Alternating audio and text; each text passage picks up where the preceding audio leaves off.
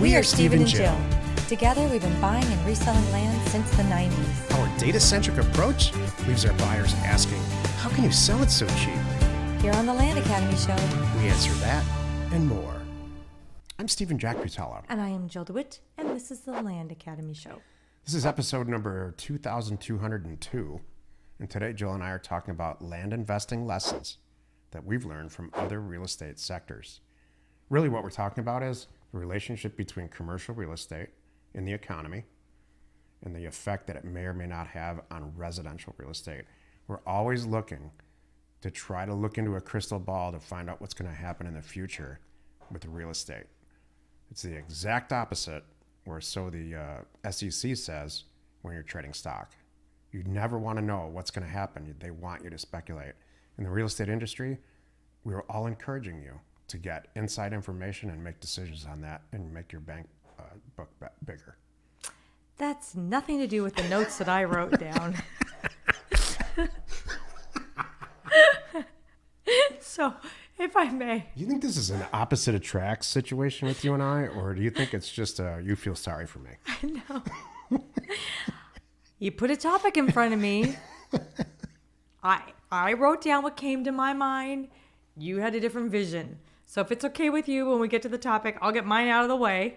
Well, it's my couple of comments, and then I'll let you explain where you were going. Sounds good. Okay. Each day on the show, before Jill gives us her...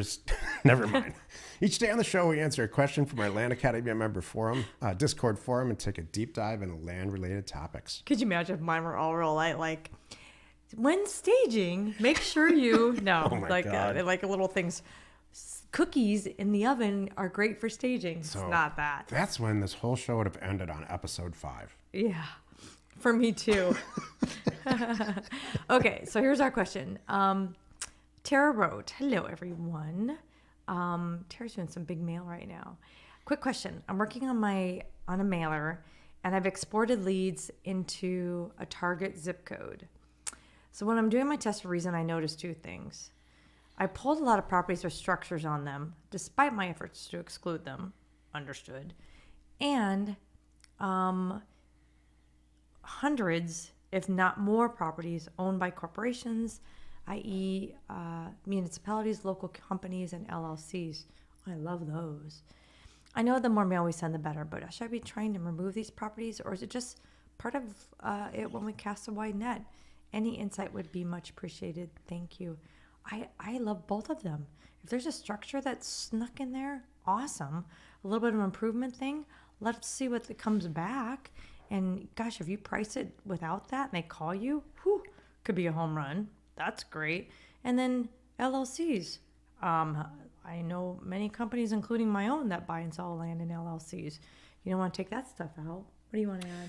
There's a theme in our land and house investment operation, and it's evidenced by Jill's answer. And I completely agree with Jill. We are carpet bombers. We are not afraid of mail expense. The more mail expense that we have, $20, $30, $40, $50,000 a month, the happier we both are. True. Because we know what's going to happen because we've done it a million times. Mm-hmm. There are a lot Perfect. of people who are very, especially in the beginning of your career, cost conscious about mail. And for some reason, and I'm not saying you're one of these people, Tara, I'm saying it's just common sense. I only want to spend $13 on mail, let's say, and I want to do a deal. Right. And that's very, very, very unrealistic. It's like pulling the handle on a slot machine and winning the first time. Or like a first marriage. Or yes, Just just like that. I'm just kidding.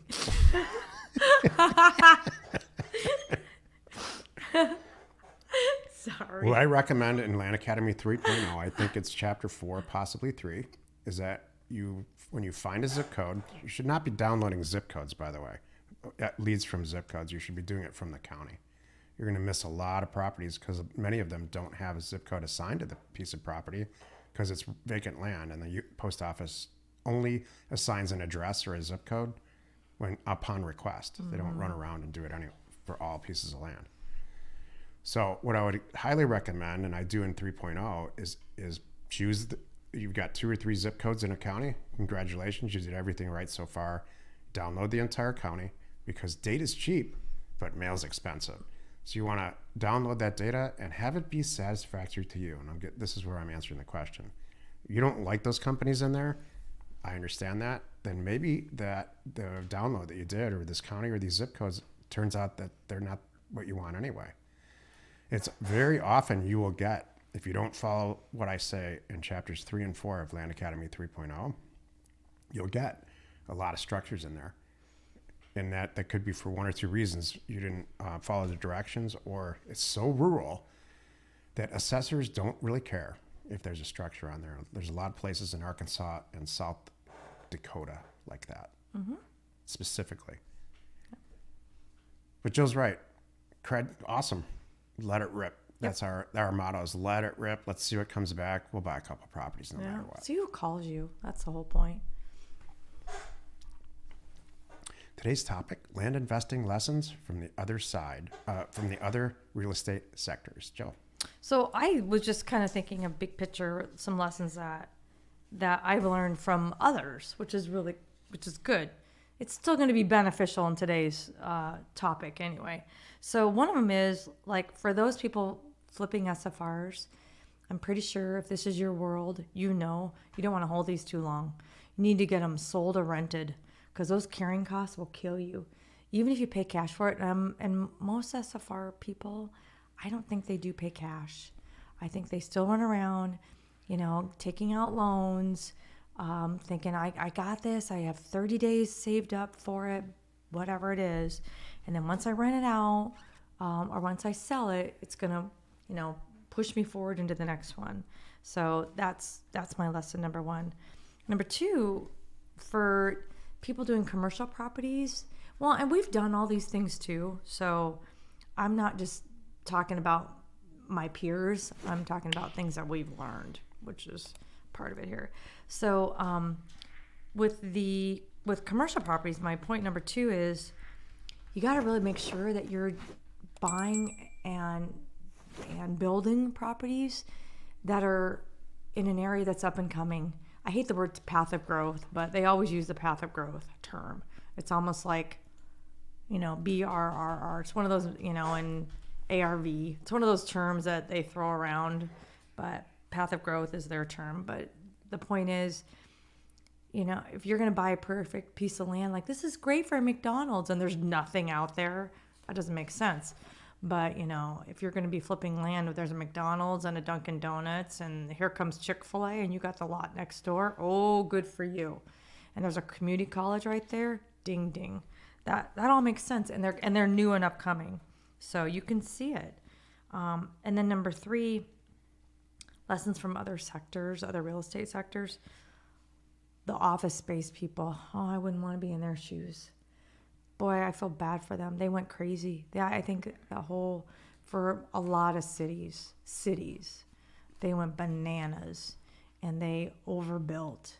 And now they're trying to pivot and figure out what to do with them. Yeah, I have a different... I just wrote office. Yikes. I have a different... So what's your whole take on all this? Like, where did you see this whole thing going today? There's an economic relationship between houses and commercial real estate. Here's an example.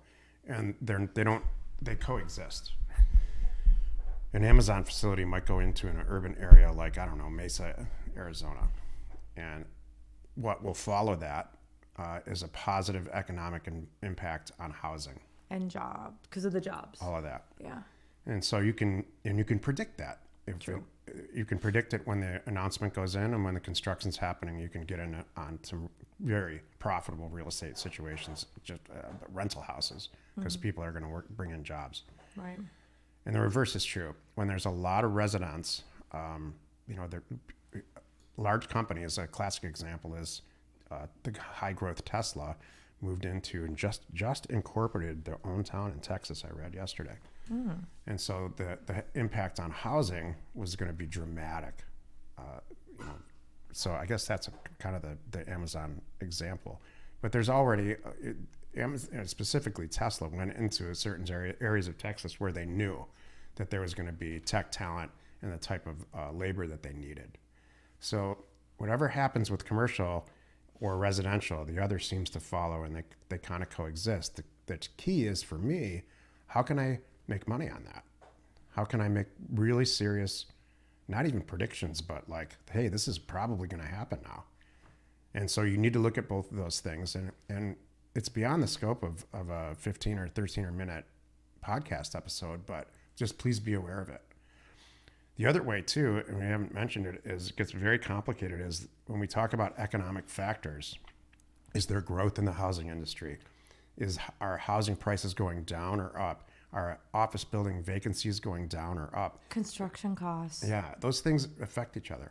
They And do. in general, and this is kind of the whole takeaway, in general, when commercial real estate gets hit economically, and it is right now, vacancy rates go up, construction goes down, or distribution, or whatever ends up being in your little local market that you're looking at, it affects housing about a year later. So, and that's happening right now. Housing a year ago, commercial real estate was kind of getting pounded. And then because there's a lot of things that affect both of them, regardless of product type, interest rates, economic conditions, housing, not housing, but unemployment rates. So it's very wise to keep your pulse on, if you're going to be in this industry or you are in this industry, on what's happening with commercial real estate. It will affect land and houses about a year later. True. Join us tomorrow. We're going to talk about how to deal with jealous friends when you're winning. You are not alone in your real estate ambition. We are Jack and Jill. Information And inspiration. to buy undervalued property. We hope you found our content valuable, and we appreciate your support. If you have not already, please check out our channel and hit the subscribe button. And your comments and suggestions help us to create the content you're here for. Hitting the like button helps to support our channel's algorithm and gauge your interest for future shows.